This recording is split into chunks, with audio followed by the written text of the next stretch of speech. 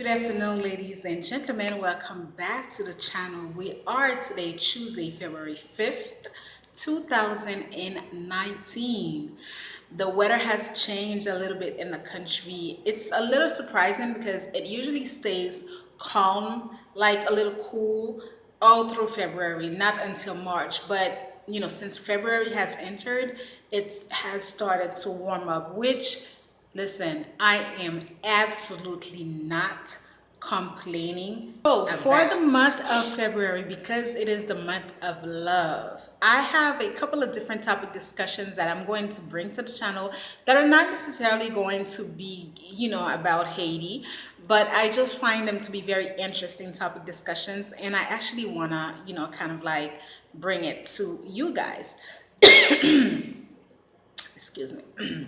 But before we do so, for today, the topic discussions that we are going to discuss is the ones that I promised you, which is the ancestral land. That's what we're going to be talking about today.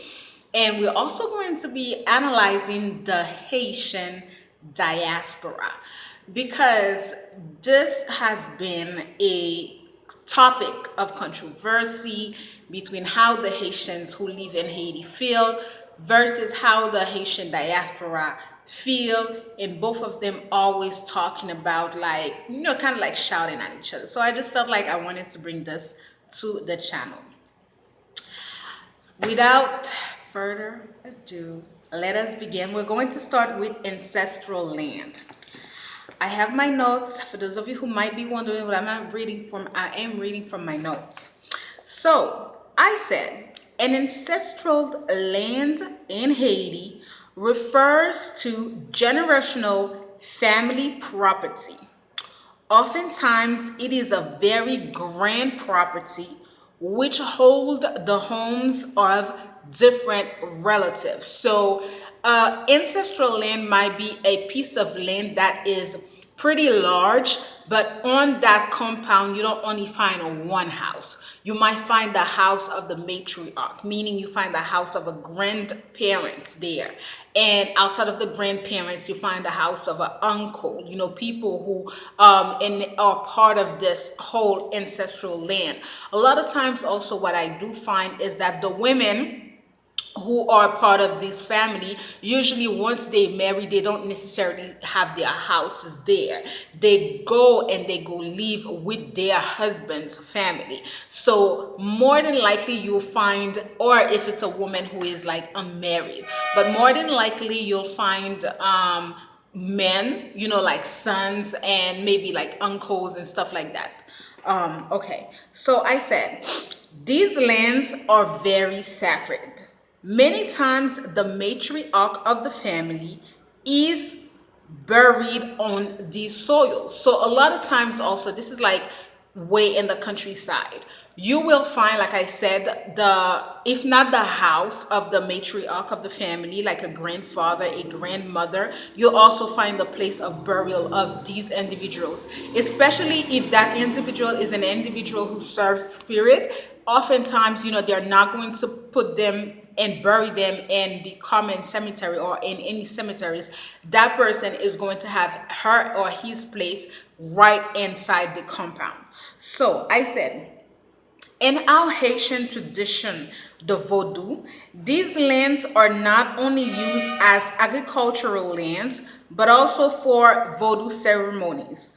On this property, you might find one or more Vodou priests and or priestesses. So again, this is referring to the tradition. So on these pieces of land, you not only find the matriarch, like the person who started off, but you also find people who have become initiated on these compounds. You might find that, the son is a Ugan or a Mambu, or the next person is also attributed to, that type of setting. So I said, not everyone, pay attention, not everyone is an inheritance of these lands. More than not, people whom are chosen to inherit are those whom are called and willing to carry on the legacy of the family traditions. They will always know who they are. through powerful and clear messages to them and to the elders of the family. No surprises will come from this. Hopefully, you guys really understood. Let me repeat that because I feel like this is really important. Not everyone is in inheritance of these lands. More than not, people whom are chosen to inherit are those whom are called and willing to carry on the legacy of these family traditions. They will always know who they are through powerful and other and clear messages to them and to the elders of the family. No, absolutely no surprises will come from this. Meaning, now we are not, listen, if you are someone who always wants to, like, if you're someone who constantly, like, you stay at that one level, you're not going to understand this video. I mean, you're welcome to ask me questions. I will do my best to answer, but this is really part of the ethereal real world. Like, this is part of the unseen world. All right, so I'm putting this out there because I realized when I put the last videos for you guys that like, when I say ancestral land, I want you to understand this is in the event that people would sell you a land that is totally ancestral, and then you realize that you cannot do anything with this piece of land, like any project or anything that you're trying to do with that piece of land, it just doesn't work. It's because that land is probably sacred. So this is what I'm saying. A lot of time, let's say, okay, let's just talk about a clear example. I'll take my family for an instance. Let's say my mother would have a piece of land that is a sacred piece of land. It's a piece of land that she has inherited. And let's say that my grandmother were a service, like of service to the spirit. And on her death, so my grandmother, this is an example. So my grandmother is passed away and she left the lands to my mother. Now my mother is of service, or maybe she's not as much as grandma were of service. And my mother is passed. Now my mother is on her deathbed. She's writing, who's going to inherit the land. Let's say that my mother chose my older sister to inherit the piece of land. She's like, you know what? This is the piece of land that I'm going to leave for so and so.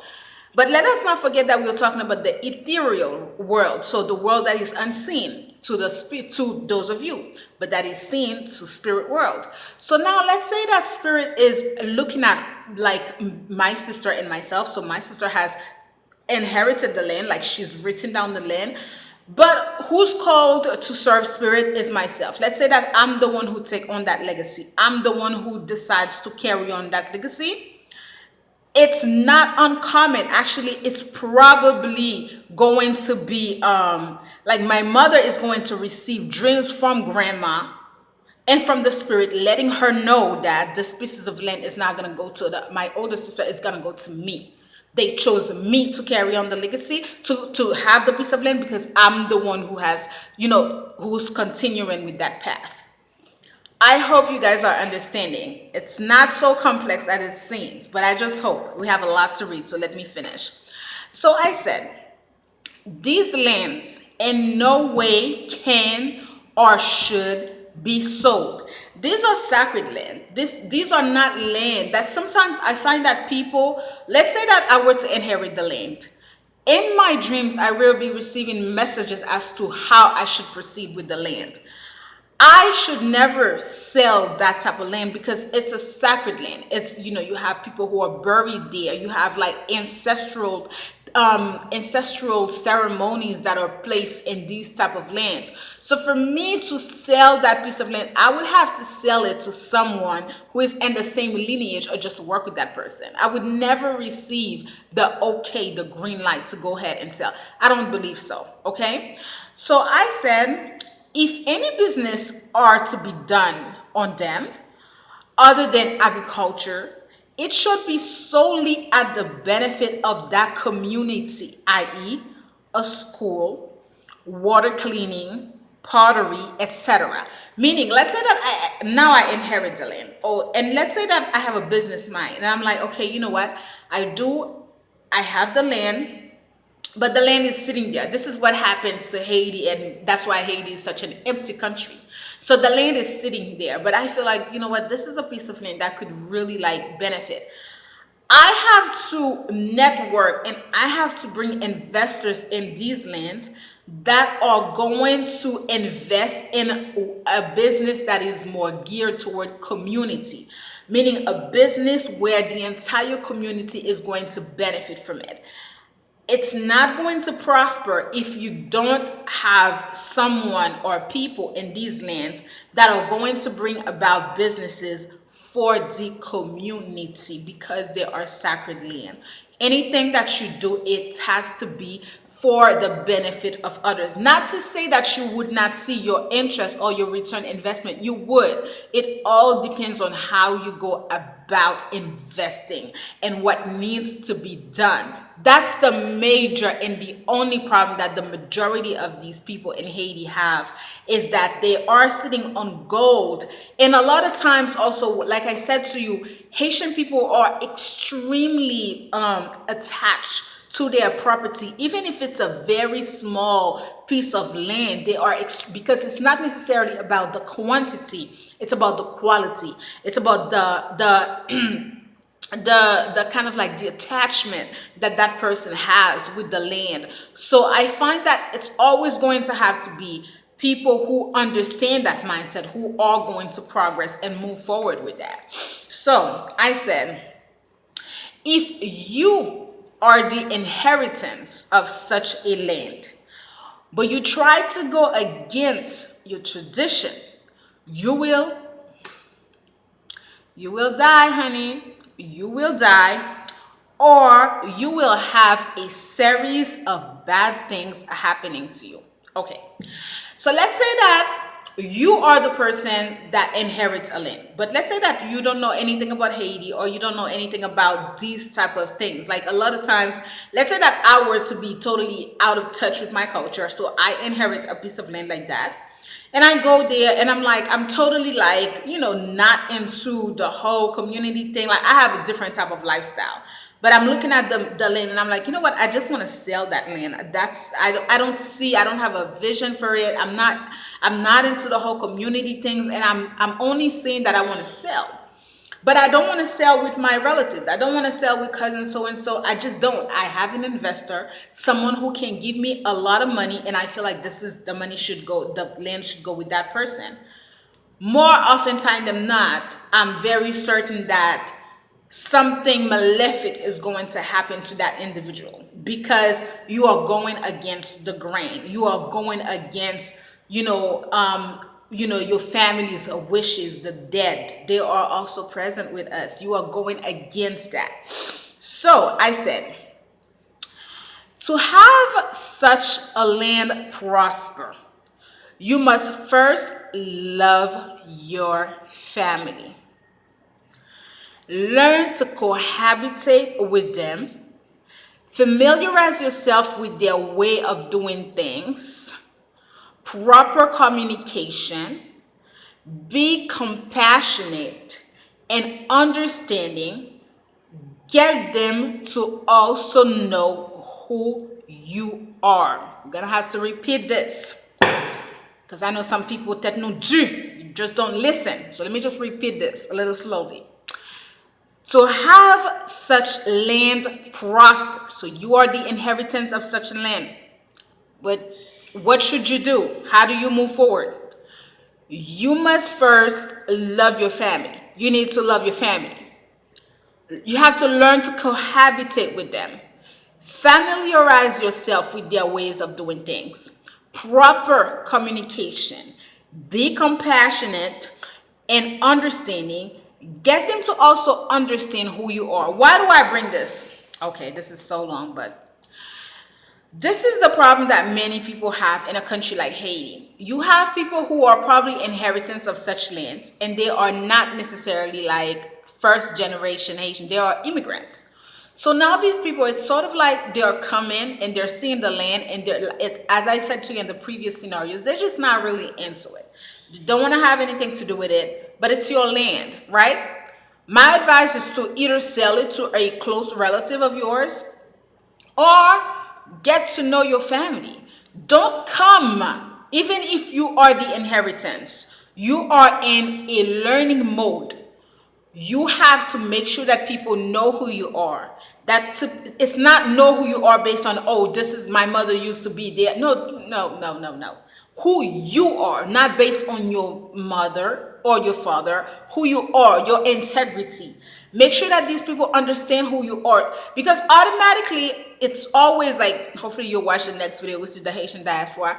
There is a sense of kind of like competition and hostile when you are from the outside world. So you are a second to third generation Haitian and you've never been to Haiti, and you come into Haiti and people are not really going to open up to you like that. People are more than likely going to keep you at bay. But you have to make sure that you warm up to people. You have to make sure that people understand who you are, that you come in with a good heart in order to work with them and to get them finally to understand your vision. It's not something that's gonna come overnight. Also, be sincere. Let's say that you watch this video and you're still not into it. You familiarize yourself, but you're still not into it. Then either you leave your piece of property or you sell it to a close relative. Be sincere, because if you're trying to fake it, you're dealing with the ethereal world. You're not dealing really with the cousin so and so. You're dealing with dead people. So even if you're trying to lie but your intention is not real, I can guarantee you that maybe it's not going to be drastic, like you're not going to die or something, but a series of bad things can happen to you. Okay, so then I said, you can never sell such lands. If you do, it will be at your own risk and perils. I don't have to elaborate by then. If you bought property in Haiti, build a business, but has yet to see your success, I say do a little research and find out the history of your property. I have seen it happen when I go out into I have seen it happen when I have traveled to places. There are so many people who have built a lot of hotels, like beautiful stuff, magnificent stuff. Like this, at the end of the month, I'll be doing my vlogs, so I'll show you. Unfortunately, these people, their business has not prospered. And when I go and I familiarize myself with, the community, and I get to know them, they get to know me, eventually these people open up to me and share with me. Sometimes it's a simple thing that person has done, which sometimes can talk about culture, the differences of culture, the way you approach people, and people might feel very, very offended by something you may just have said or may just have done that is simple to you and to probably someone from your culture, but to these individuals that is offending. And there you have it, and now your business can't prosper. Nobody's coming to your business, and you are trying to understand, okay, where is this coming from? Where it's coming from a fault that you have done. So, ladies and gentlemen, this is it. Thank you so much for watching this video, and I will see you in the next. I sincerely hope that you have understand what I mean by ancestral land, as well as dealing lands in Haiti. I look forward to your commentaries underneath this post, and I will talk to you soon.